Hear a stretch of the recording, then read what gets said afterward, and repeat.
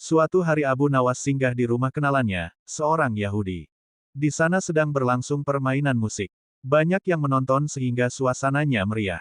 Semua tamu yang datang terlibat dalam permainan musik itu, termasuk Abu Nawas yang baru saja masuk.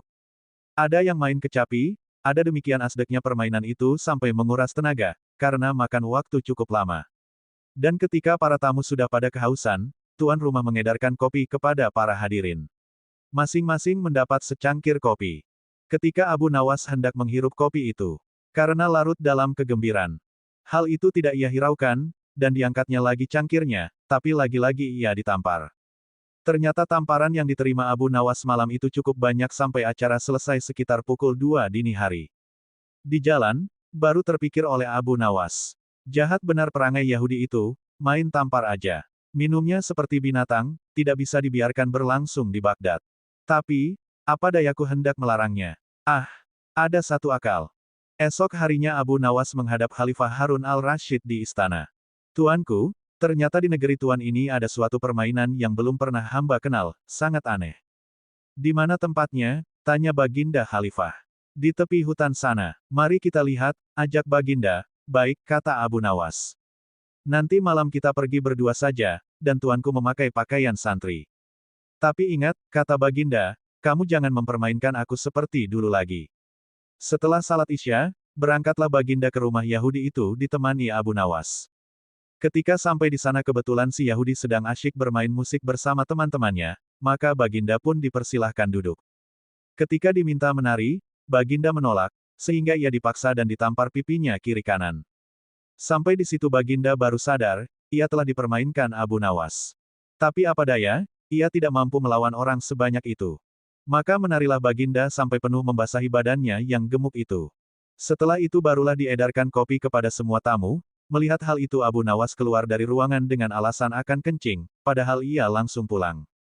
Biar Baginda merasakan sendiri peristiwa itu, karena salahnya sendiri tidak pernah mengetahui keadaan rakyatnya dan hanya percaya kepada laporan para menteri, pikir Abu Nawas. Tatkala hendak mengangkat cangkir kopi ke mulutnya, Baginda ditampar, ketika hendak mengangkat cangkir lagi kena tampar lagi. Baginda diam saja, kemudian dilihatnya Yahudi itu minum seperti binatang, menghirup sambil ketawa-ketawa. Apa boleh buat, pikir Baginda, aku seorang diri, dan tak mungkin melawan Yahudi sebanyak itu. Larut malam Baginda pulang ke istana berjalan kaki.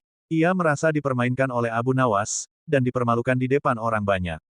Alangkah kasihan diriku, gumamnya. Pagi harinya, begitu bangun tidur, Khalifah Harun al-Rashid memerintahkan seorang pelayan istana untuk memanggil Abu Nawas.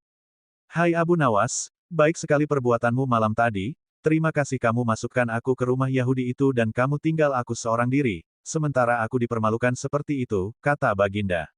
Mohon ampun, ya Baginda, jawab Abu Nawas. Malam sebelumnya hamba telah mendapatkan perlakuan seperti itu. Secara jujur, pasti Baginda tidak akan percaya. Maka hamba bawa Baginda ke sana agar mengetahui dengan mata kepala sendiri perilaku rakyat yang tidak senonoh seperti itu. Baginda tidak dapat membantah ucapan Abu Nawas, lalu disuruhnya beberapa pengawal memanggil si Yahudi.